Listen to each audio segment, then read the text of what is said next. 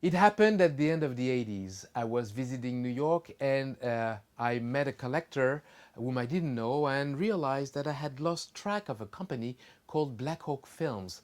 I used to collect Black Hawk films in Super 8 when I was a teenager.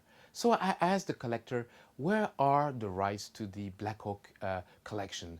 And the man told me, well, it's a fellow called David Shepard who lives in Los Angeles, I believe, who has that.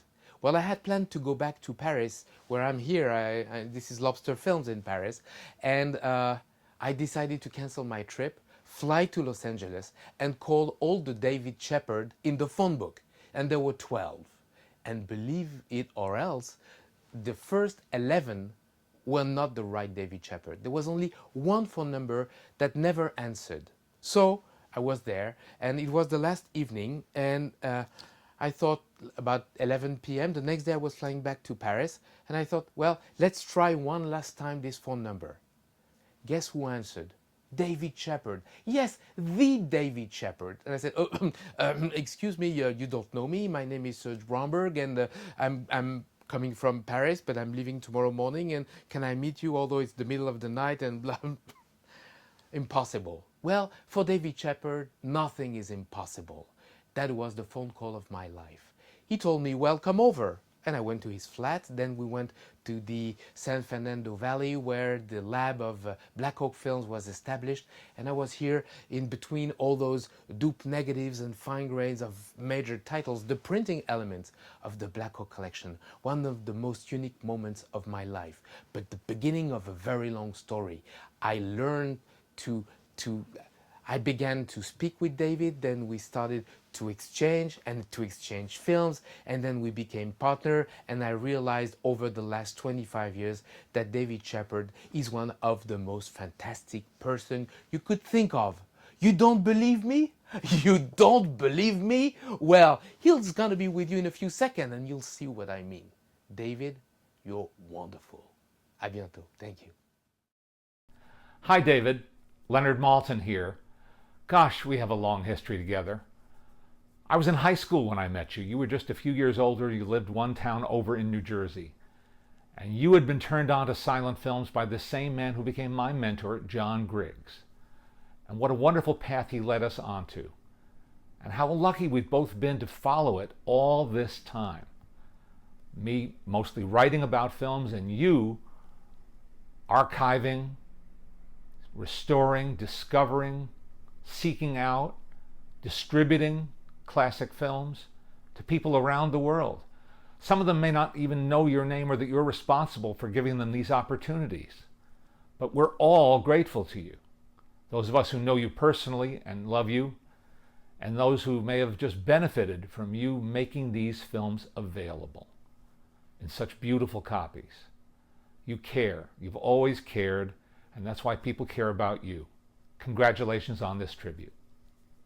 My name is Kevin Brownlow, and this is being filmed at the Pordenone Film Festival, the silent film festival in Italy, where normally David would be present, and he is sorely missed.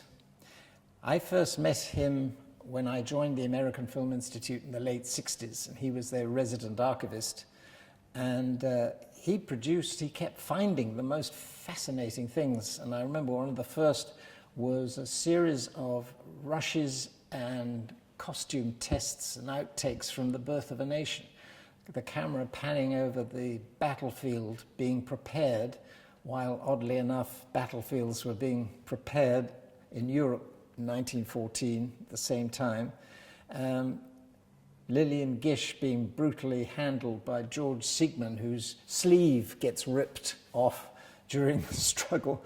But he also came up with the first time I'd ever heard the voice of D.W. Griffith.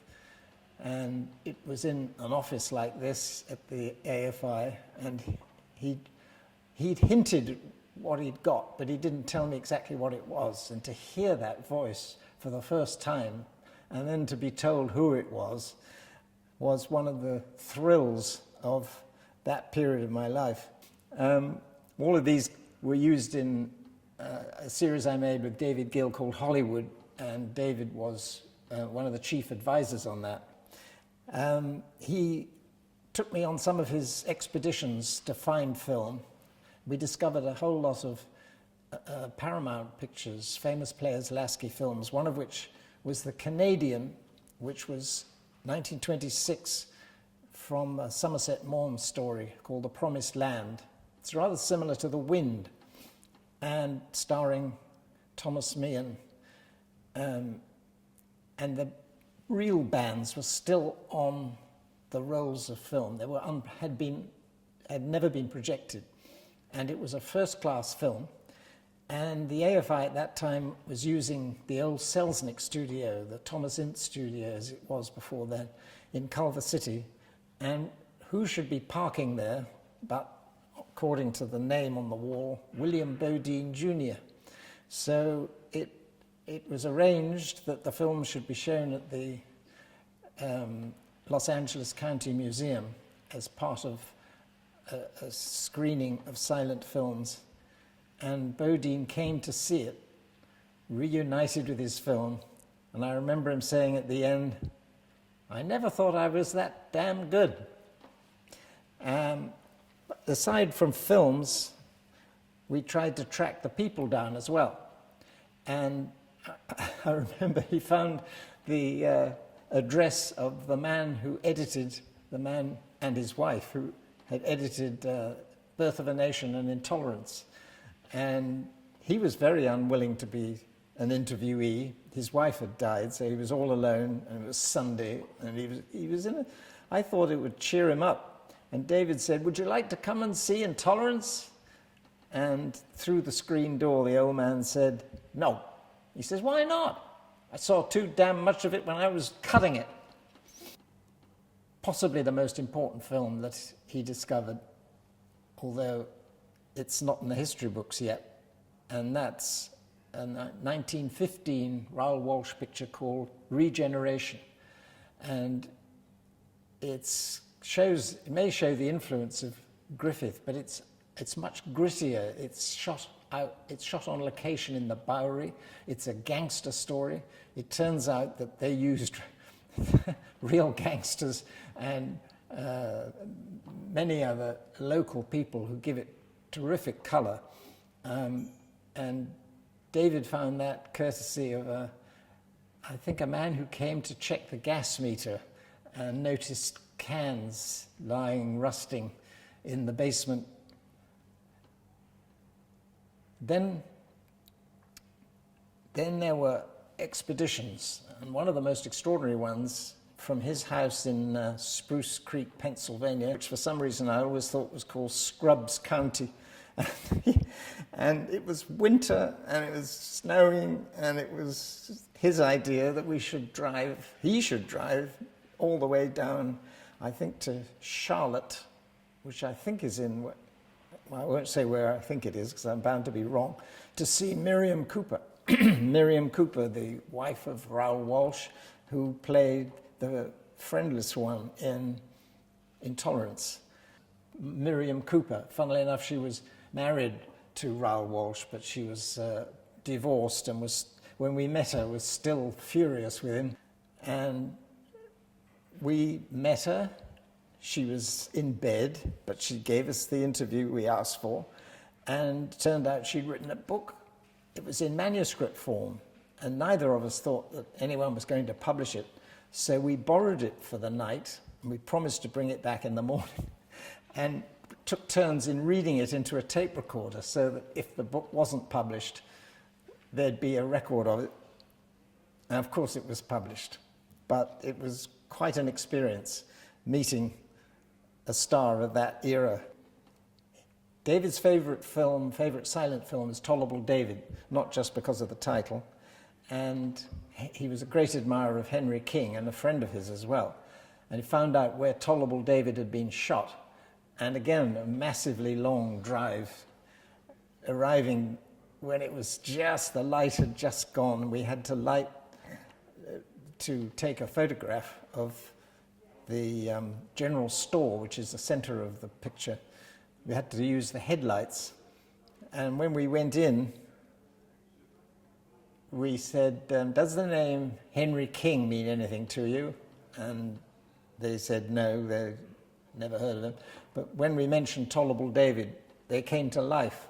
And the storekeeper started pointing out extras who'd been in it. It was one of those time travel experiences that, knowing David Shepard, became such a feature of life at the AFI in those days.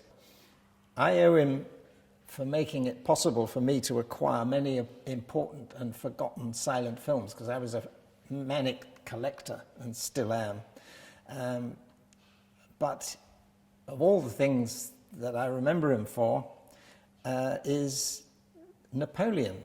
He said that if the American Film Institute opening film could be Napoleon, then he would organize the shooting of the titles, because they were in every language under the sun, and shoot them in English and standardize them. Somehow he persuaded them to not just have 2 35mm projectors in the box, but 3 of them. And when the film that the AFI wanted to open the theatre was banned by presidential order, State of Siege by Costa Gavras, they replaced it with my cutting copy of Napoleon, as far as I got with the restoration. And thanks to David putting in those 3 projectors, he was able to stage the show and then have the triptych at the end. And he rang me up and told me that the audience were on their feet at the end of the experience. So now he's working on The King of Kings, and good luck to him. He's one of the most important people in film preservation, and I'm so glad you're doing this event for him.